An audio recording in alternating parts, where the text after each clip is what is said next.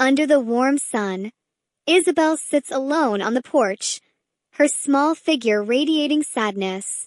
London approaches with worry as she notices Isabel's distress. Isabel sits on her bed, her distress evident in her posture. London enters the room, asking gently what's wrong. London kneels beside Isabel, offering a comforting hand as Isabel confesses.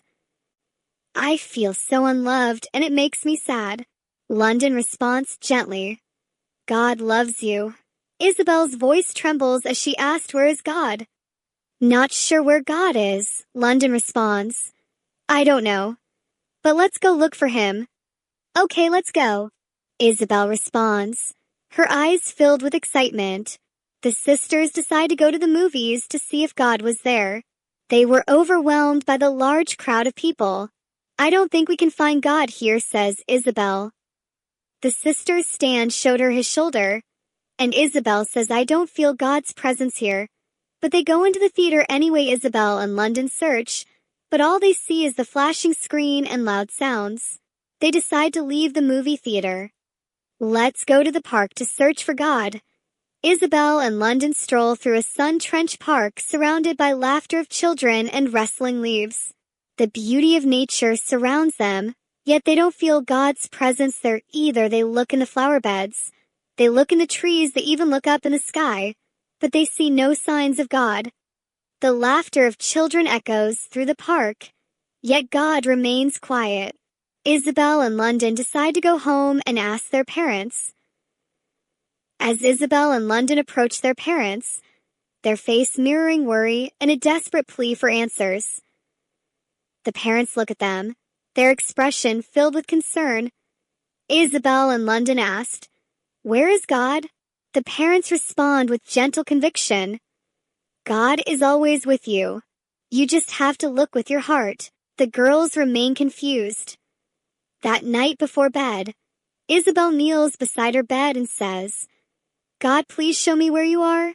London in her room whispers in silence, "God, where are you? Please show us." After they finished their prayer, they both went to sleep. While they were sleeping, something amazing happened.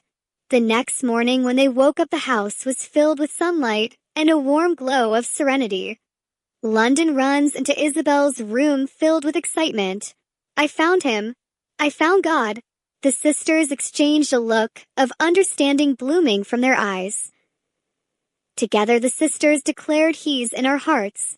God is in our hearts." Later that day, Isabel and London stroll through the neighborhood, their smiles reflecting a shared joy. Isabel's voice carried a newfound peace. "I'll never feel unloved again because I know God's love is in my heart." Isabel and London sit together on a park bench. Isabel's face lit up by the love she felt in her heart. As they watch the kids playing, "I bet God is in their hearts too," says Isabel. That night before bedtime, Isabel whispers a heartfelt prayer. "God, thank you for answering our prayer." London adds her voice filled with gratitude.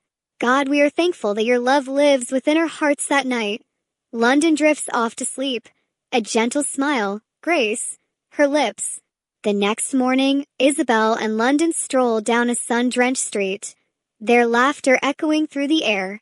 Their carefree mood shifts as they notice Miss Gable, her face strained as she wrestles with overflowing grocery bags. With gentle smiles, Isabel and London approach, offering their assistance to Mrs. Gables, who is struggling to carry her bags. After a long day, Isabel and London grabbed the Bible and began to read aloud, filling the air with love and affection. Isabel and London embrace each other, and their faces radiating affection and gratitude. The next day, they decide to go to the park and share their new discovery about God's love with their friends.